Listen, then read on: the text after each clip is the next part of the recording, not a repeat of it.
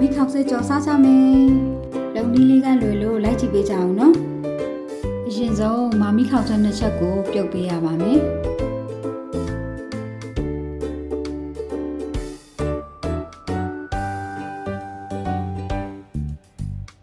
ခောက်ဆွဲကြော်ကိုကြက်သွန်ဖြူလေးစီတက်ပါမယ်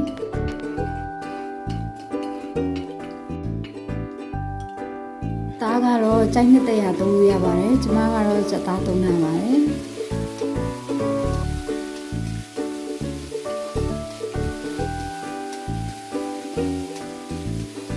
သားလေးနူးသွားပြီဆိုရင်တော့လှီးထားတဲ့မုံလောင်းလေးထည့်ပါမယ်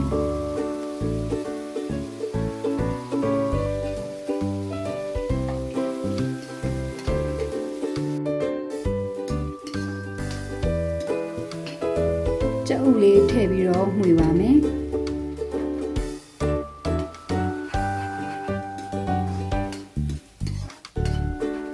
ပုံညင်းစိမ့်လေးလည်းထည့်ပါမယ်။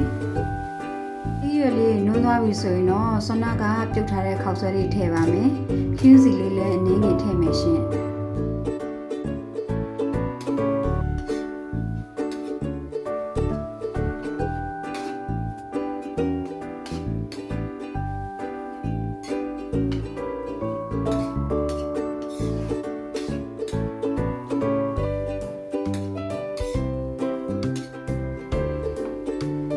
ရတာအတွက်ကကြက်သားမုတ်ရဲ့စားလေးနည်းငယ်ရေးထည့်ပါမယ်။စားကြည့်လွယ်အောင်ကျမကတော့ဘာချက်ချက်ငရုတ်ကောင်းမုတ်လေးထည့်ရရှင်။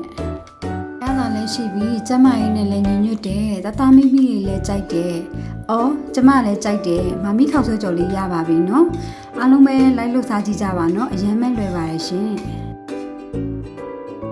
ဗီဒီယိုလေးကိုအဆုံးထိကြည့်ပြီးလို့ကျေးဇူးပါနော်။နောက်ဗီဒီယိုမှာပြန်တွေ့မယ်။အားလုံးပဲတက်တာ။